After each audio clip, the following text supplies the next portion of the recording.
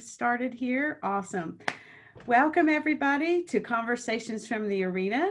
Tonight, I'm with my guest for week three, Desiree Young, former engineer turned entrepreneur and now business coach as well.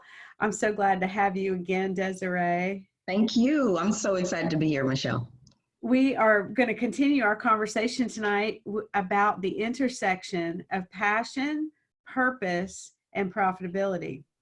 I just can't think of a better topic for anybody in today's world because you want to have life satisfaction, you want to live with passion, purpose, but we all want to not only pay the bills, but live as fully as possible to help ourselves, our families, and also the world around us. So, Desiree, we're going to dive right in. Let's do it.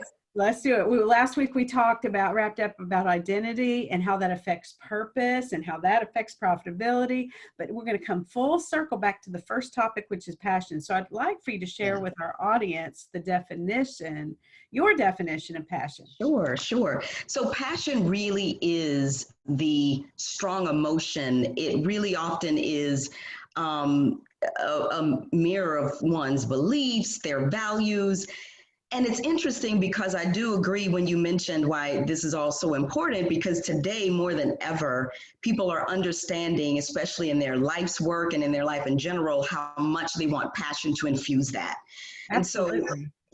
And so the big piece though is understanding that it really is an emotion, which means that it is something that could adjust and change. And so isn't that the truth? It is. And it's a good thing, but I also see people making serious decisions based upon this single emotion.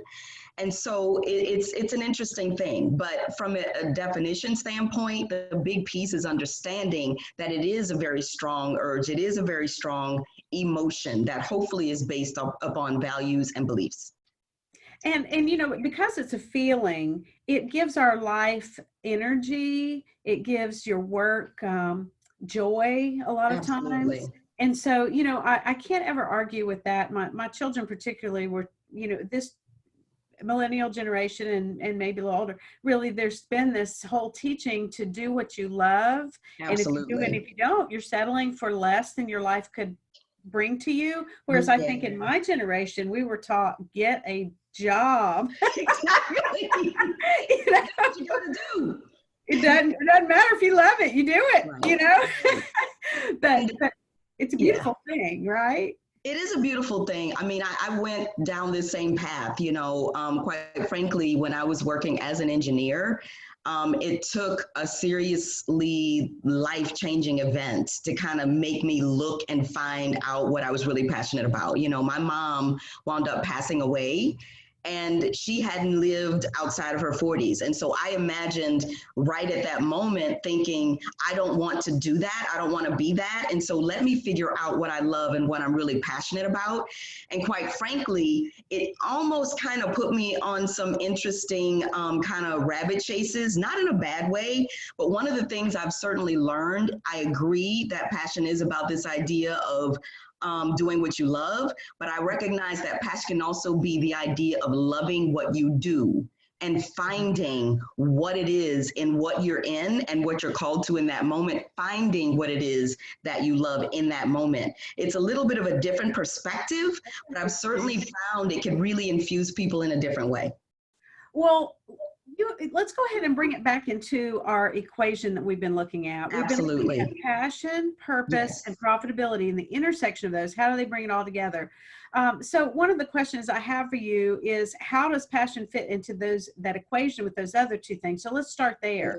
Absolutely. So just like we mentioned in our first session, we talked about what purpose really is. And purpose for me definitionally is really it's the what that you're doing. And it's what you're doing. That's the whole idea. Identity is who you are being. So they're both action verbs, but very different ways. Okay. To me, passion is really how you are doing any and all of that.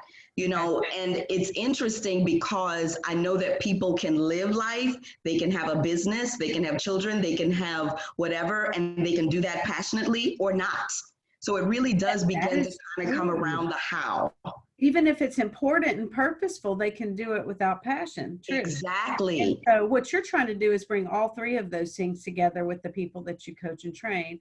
So, Absolutely. another question I have for you is, we know that entrepreneurs often misplace passion. So talk a little bit about that. Yes, yes.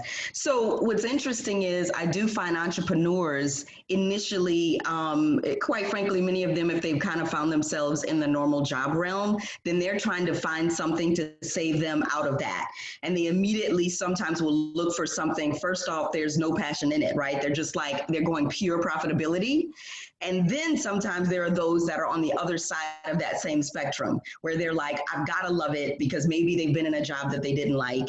And all of a sudden they've got to love it. Or maybe they've never worked, like our millennials, and they're coming out straight away looking for an opportunity to own a business, to buy a business. And they also want it to be something that they love. So once again, for me, when I really want to help business owners, I want them to find a need, but I want them to find the intersection of what are some needs that exist, and let's understand what your very natural abilities, your natural strengths, your natural kind of perspectives, is there naturally an intersection? Because if there is, then the idea of passion can often just kind of be an outcome versus something that's forced. And so instead of looking for something, well, gosh, what am I passionate about? The key point is first, well, what is there out there that needs assisting, fixing, it needs a solution?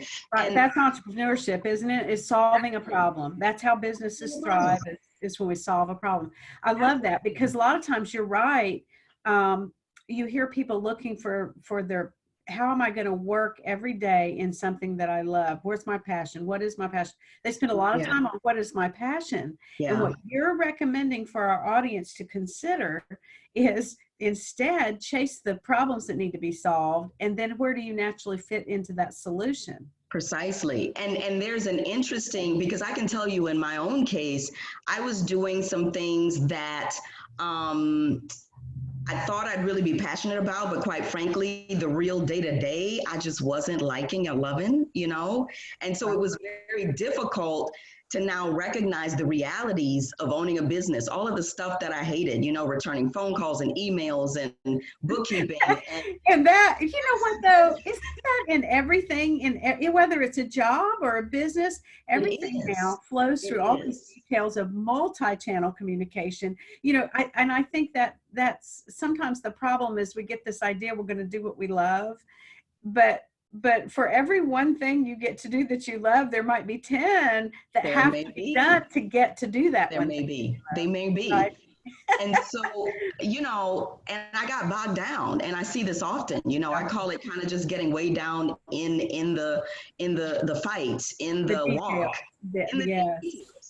But a lot of it was starting to really pay attention. I instituted one small thing in my business, and that was every time I had a session, every time I had a meeting, every time I had a training, I have this automatic survey that goes out to get feedback.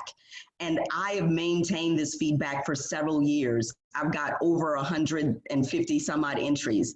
And so literally it becomes my daily, let's review a few of these and let's identify things we're grateful for, because it is the stuff that carries me through the stuff that's not fun all of the time. So it shows me the results I'm able to see. It shows me the difference I'm making because I don't always feel it and see it. And it reminds me of why I'm doing what I'm doing.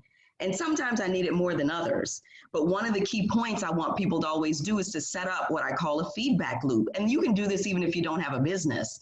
That's right. I was going to say managers could help implement this across their teams. Absolutely. Any team leader, any manager, any executive could think about that on a real simple level. My husband Gerald keeps something in his life called a blessing file. So if he gets feedback from somebody like a thank you or a positive experience in business, in actually when he did pastoral ministry as well, he would keep the blessing file, and when he would get discouraged, he'd go back and read that blessing file. So maybe what I hear you saying, Desiree, is that for business owners, entrepreneurs, for leaders, for workers, for anybody in their work, we might be responsible for maintaining our passion. Because what you're Absolutely. saying is you have to feed that passion. Yes, you do. Yes, you With do. those moments, right, that you You documented. Absolutely. I read an interesting article that said we as humans are naturally kind of built, whereas we naturally focus on the negative and we remember the negative and the not so good, Yeah. you know, and we Yeah. focus in on it. And so there's an assumption that that's all it is. And so when people get into these slump spaces, it's because they've perhaps only looked at the negative pieces and they're not remembering the positive. It's hard to automatically say if the negative outweighs that or not until, again, you start measuring it. And it gets back to our profitability definition. It's more about what you're measuring and thinking of more metrics than just money. I love that. And I love the idea that you've just introduced to me, that passion.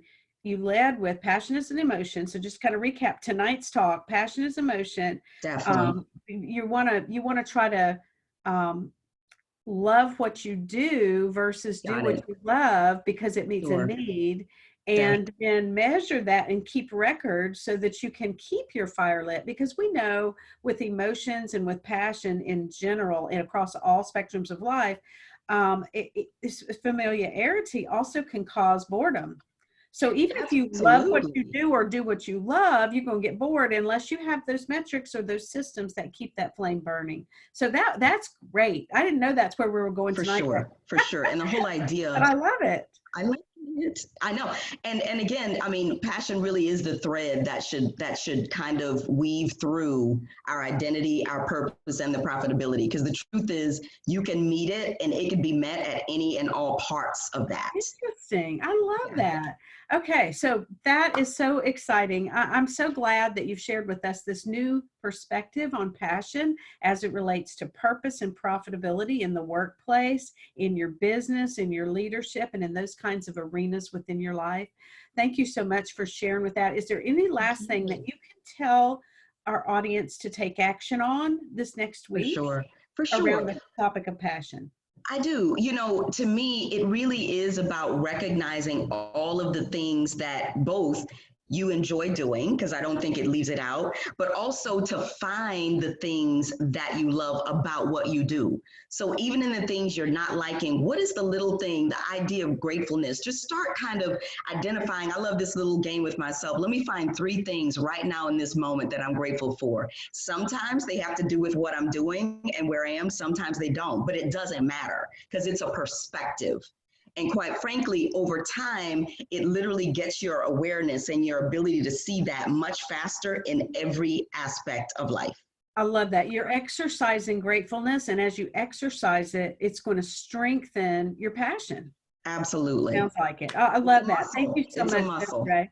And we have one more week with Desiree. So next Monday night at 8 p.m., we hope you'll join us again for Conversations from the Arena. And we're going to wrap this up again with the primary part of this equation that most people are dying to hear about. And how in the world are we going to make all this profitable? Right? Absolutely. So that's what we're going to talk about next time. And we hope that you will join us at 8 p.m. on Monday of next week, the last Monday in January.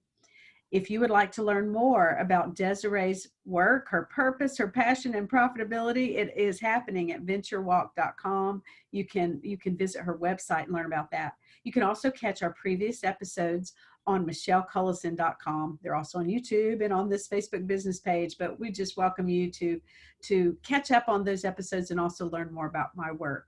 I'm Michelle Cullison, and I'm your host of Conversations from the Arena, where we help men and women get off the sidelines and into their unique arena. Thanks for joining us, and we'll see you next week. Thanks, Desiree. Bye. Thank you.